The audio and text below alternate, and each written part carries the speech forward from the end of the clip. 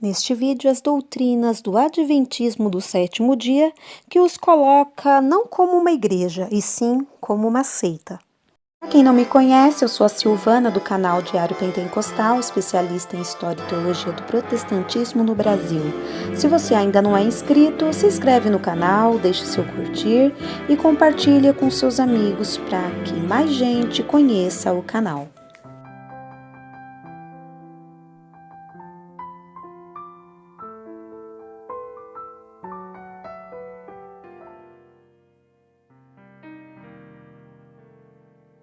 Introdução, exclusivismo, dieta alimentar, doutrina de Cristo, fonte de autoridade, juízo investigativo, imortalidade da alma, Satanás na expiação, aniquilação dos ímpios, guarda do domingo e guarda do sábado.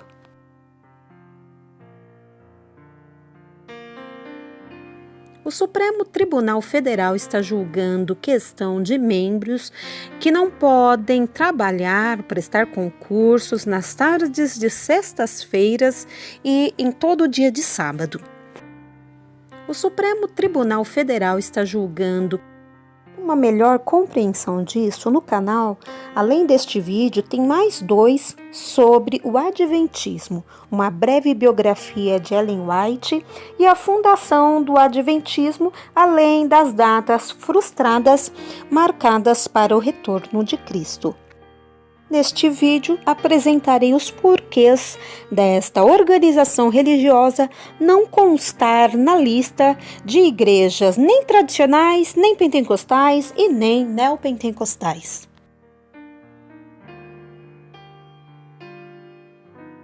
A primeira característica de uma seita é se considerar um grupo exclusivo de Deus. Os adventistas consideram as outras denominações como seitas. Babilônia.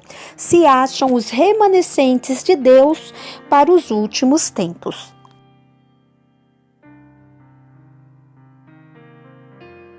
Eles declaram que Jesus é o anjo Miguel que aparece no Antigo Testamento. Tudo isso com base em Judas 9, onde o arcanjo Miguel aparece para disputar com Satanás a respeito do corpo de Moisés. Declaram que Jesus assumiu uma natureza pecaminosa que tinha pecado.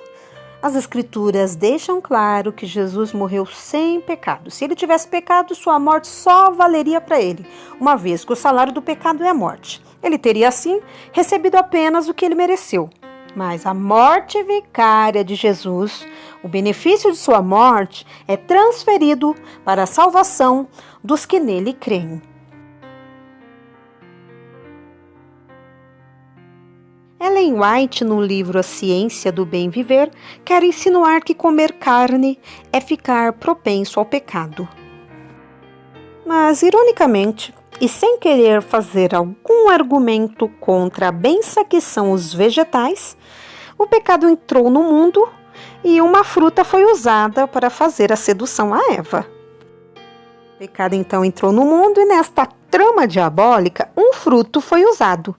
E o sacrifício de um animal, carne, que tipificava a morte de Cristo, foi a redenção de Eva e Adão. Jacó, o usurpador, seduziu seu irmão com uma sopa de lentilhas e o enganou. É claro, o diabo pode lançar mão de muitas coisas para seduzir e enganar a humanidade, mas daí afirmar que comer carne é pecado ou que é requisito para entrar na pátria celestial é extrapolar com a exegese e mutilar a hermenêutica.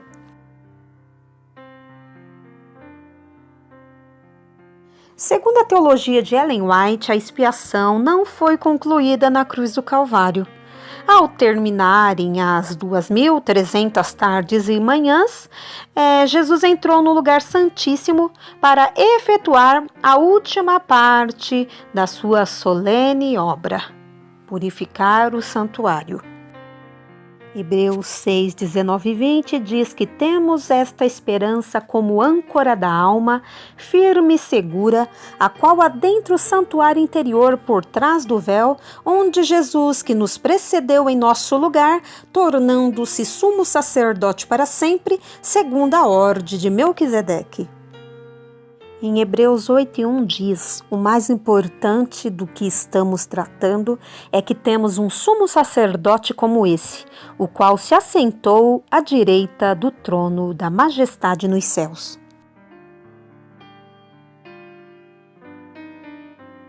Eles negam que os escritos de Ellen White sejam diferentes da Bíblia.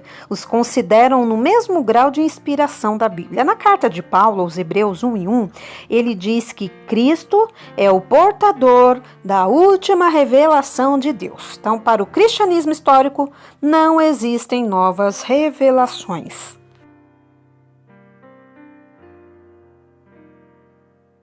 A obra adventista Subtilezas do Erro diz: o que o homem possui é o fôlego da vida, ou vida, o que dá animação ao corpo, que lhe é retirado por Deus quando expira.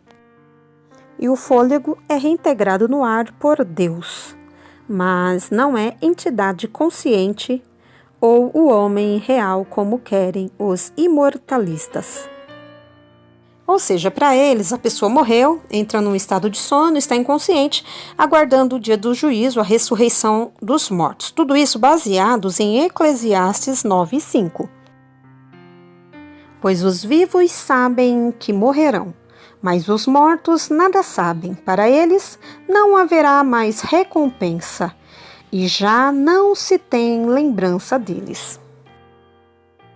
Esta passagem diz respeito aos mortos em relação à vida terrena. O cadáver realmente não diz nada. A Bíblia, porém, está se referindo à morte como dormir, porque a morte para nós é como um sonho. A gente dorme e acorda, morre e ressuscita.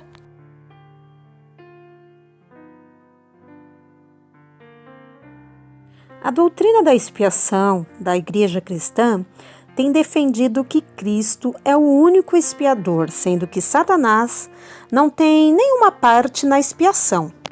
Com base em Levítico 16, do 5 ao 10, alegando que o bode emissário tipifica Satanás, os adventistas do sétimo dia defendem que Satanás não somente levará o peso e castigo de seus próprios pecados, mas também os pecados da hoste dos remidos, os quais foram colocados sobre ele.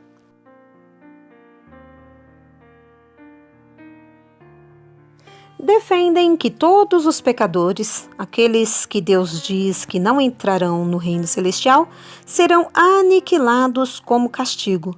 Eles não creem no sofrimento eterno. Ellen White considera o sofrimento eterno como uma doutrina falsa. Alguns textos bíblicos, porém, contraditam isso.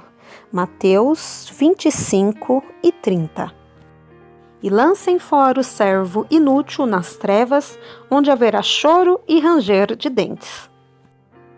Mateus 25:41.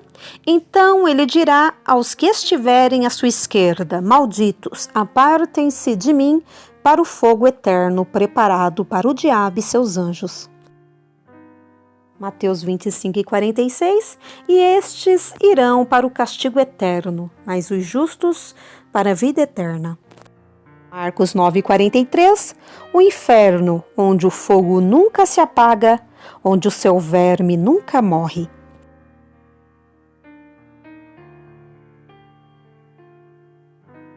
Dizem os adventistas que a guarda do domingo é de origem pagã. Citam que chama-se assim Sunday, dia do sol, porque era antigamente dedicada ao sol ou ao seu culto. Por esta lógica, a guarda do sábado também é de origem pagã, pois Saturday, sábado, em inglês, era o dia do deus Saturno, celebrado com orgias. Por que é que os cristãos começaram a guardar o domingo? Primeiro, porque Cristo ressuscitou no primeiro dia da semana, no domingo. Cristo se manifestou 5 vezes no primeiro domingo. O Espírito Santo foi derramado no Pentecostes, que é um dia de domingo. Os cristãos dos tempos apostólicos costumavam se reunir aos domingos para celebrar a ceia do Senhor, pregar e separar suas ofertas. Diversas citações dos pais da Igreja, muito antes do imperador Constantino, dizem que os cristãos guardavam o domingo como o dia do Senhor.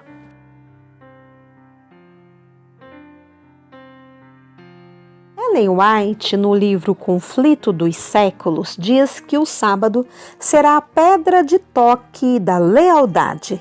Traçar-se-á a linha divisória entre os que servem a Deus e os que não o servem.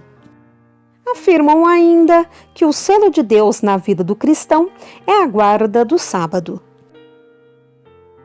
Logo, afirmam que todos os que não guardarem o sábado receberão o sinal da besta. A Bíblia diz que o sábado foi abolido por Jesus. Veja em Colossenses 2, versos 16 e 17. Portanto, não permitam que ninguém os julgue pelo que vocês comem ou bebem, ou com relação a alguma festividade religiosa, ou a celebração das luas novas, ou dos dias de sábado. Prevalece o princípio de se trabalhar 6 dias e descansar um. Cumprimos sim o 4º mandamento, pois ele apontava para a ressurreição de Jesus que ocorreu num domingo. Os evangélicos creem que a lei dada por Deus a Moisés findou-se na cruz. Em Oséias 2:11 diz: acabarei com a sua alegria, suas festas anuais, suas luas novas, seus dias de sábado e todas as suas festas fixas.